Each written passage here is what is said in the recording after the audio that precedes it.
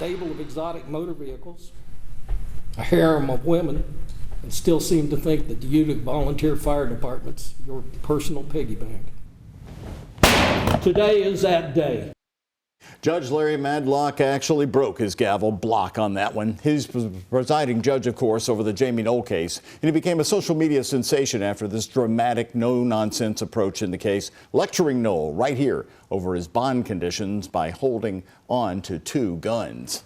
Now, Monday is sentencing day for Jamey Noel. There's a plea deal on the table, but will the judge accept it? Medlock has shown no patience, as you just saw with Noel.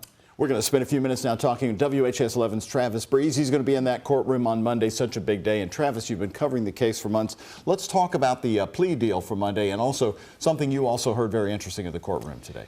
So the big headline that everyone's teasing ahead to at the end of our coverage today is that, yes, on Monday, I believe it's going to start at 9 a.m., at least 19 victims, people who say they're victims of Jamey Noel's crimes, will speak to the judge and speak to Noel about how they were affected. And then after all those people speak, Judge Medlock will decide if he will accept the current plea deal that Jamey Noel has agreed to, which is a 15-year sentence, 12 in prison, 3 suspended to probation.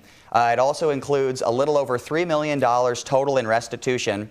The majority of that, $2.8 million, going to his former fire and EMS company, New Chapel EMS. So they are getting the bulk of the restitution in this one. And there has been some people in Clark County who feel this is not enough. Each one of these is kind of a small financial crime, most of them. But if you stack them up, there is 27 that he has pleaded to. And many people have said they want more than this 15-year sentence. And today in court, Judge Medlock actually talked about this, saying that he's aware there could be some pushback if he accepts the plea deal. And it happened when John Miller's attorney was speaking about all the publicity in Clark County. And if I accept it, they're going to be mad at me too, huh? By extension? Receiving a benefit? It was noteworthy because we'd heard a lot of people in Clark County say that's not enough, and we hadn't yet heard Judge Medlock give his thoughts on it. So he knows that there's a lot riding on what he's going to say on Monday. Well, Travis, I think when a lot of people look at this, first you're like, 15 years doesn't sound like a lot. When you think about it, and it's a financial crime, kind of what you're just talking about, it seems like it is a lot when a murderer may get 8 years. So, but again, a lot in past cases where we've seen financial crimes, a lot of it has to do with the amount that the person is accused of stealing. And this is a lot. We're talking about $4 million over 4 years? Roughly $4 million, yes. And he's only being charged with level 5 and level 6 felonies. Those are the 2 lowest level felonies in Indiana. But if you stacked up the maximum possible sentence for every one of the 27 he's agreed to, it would be a 126-year sentence. Wow. But because this is such a unique case where you have someone, and that's the max sentence, that's not the recommended. We would often see a judge go with the recommended, and we would see a judge run sentences concurrently instead of stack every single one of them consecutively. So there's so much at play for the prosecutor and the judge to decide, is this fair or not, because there's a huge gap. It's tough to judge a judge and where they're going to go. And Judge Medlock, of course, we know has shown a lot of frustration in this case. But a key point, he wants to hear from people who were the victims. And he said, I don't care about the CEOs. I want to hear from the people who were on the street. Why is that so important, Travis? I think he feels that this case has gone so far outside of the courtroom, and he wants to make sure he gives everyone an opportunity to come into the courtroom and say their piece. So he really wants to hear from the people who lost their jobs when New Chapel EMS kind of quickly folded over about a 3-month period.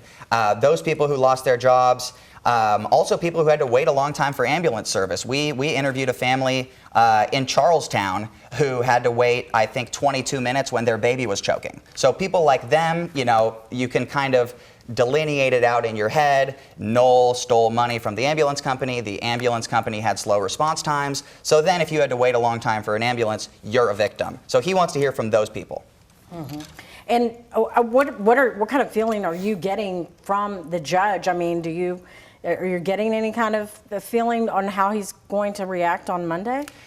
He has to know what's coming. Mm-hmm. And, he was definitely made aware of what the plea deal was, before it was given to him.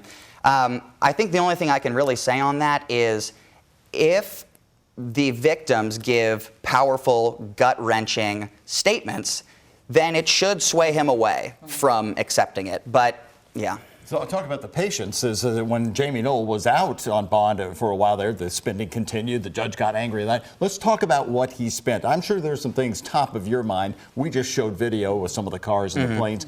What I remember the cigars for some reason. There's all kinds of things. Can you give us a list? The cigars were the first one, I think, because we thought $4 million on cigars, what? And then, you know, the state police kind of slowly figured out a little more, and they kind of broke it down a little bit further for us and gave us some exact figures. So here's some I can give to you. $327,000 on travel and airfare, $184,000 on fine men's clothing from Tom James, $42,000 on an airplane and airplane repairs, $1,700 at St. Elmo's Steakhouse, so there's a lot. Where does the case stand with his wife, Misty, and his daughter?